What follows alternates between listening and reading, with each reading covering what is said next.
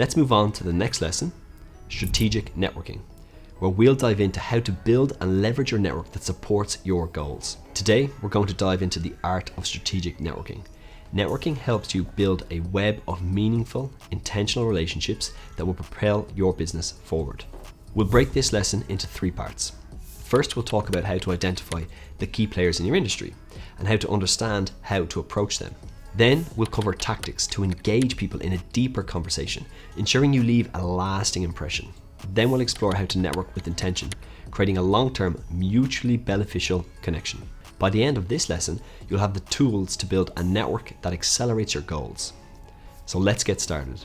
The first step to strategic networking is knowing who to connect with.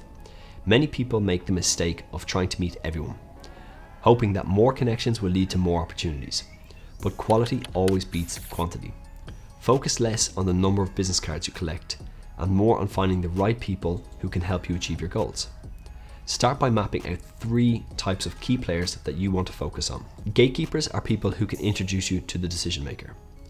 Influencers shape opinions and trends in your industry, and decision makers are the people who have the power to say yes to your ideas or deals. Let's break down these into more detail to understand why each of these groups is essential and how to approach them. Gatekeepers are connections in your industry.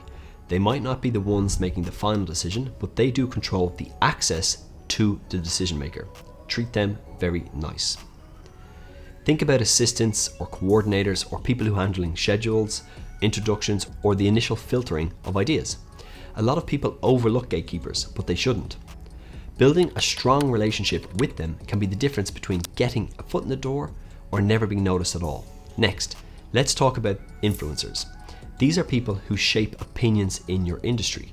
They might be thought leaders, journalists, or prominent figures on social media who have a large following and influence the decision makers you want to reach. A great example is how Tesla leveraged influencers in the tech world to generate buzz before they launched new products.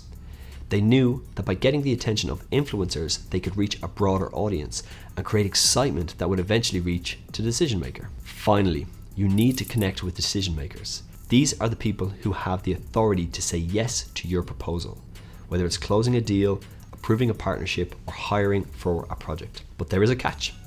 Decision makers are often the hardest to reach. They're busy and their time is very valuable. To get through to them, you need to come prepared and stand out from the noise. Now that you know who to target, let's talk about how to research them. Too often, people go into networking blind. They show up to meetings or events with no idea who they'll meet or what these people are about. They've missed an opportunity. Before you reach out to someone, dig into their background, learn about their career path, their recent achievements, and personal interests. The more you know, the better you can tailor your approach. Here's a simple checklist to guide your research. Check their social media or LinkedIn profile. Look at work history or mutual connections and recent posts. Look at their company bio and the company's recent news or press releases. Have they featured in any articles or any podcasts? What are they sharing on social media? The goal is to gather insights to help you personalize your conversation. For example, if they've recently spoke at a conference, mention it. Or if they've posted about a new project, ask them about their progress. Let's make this practical.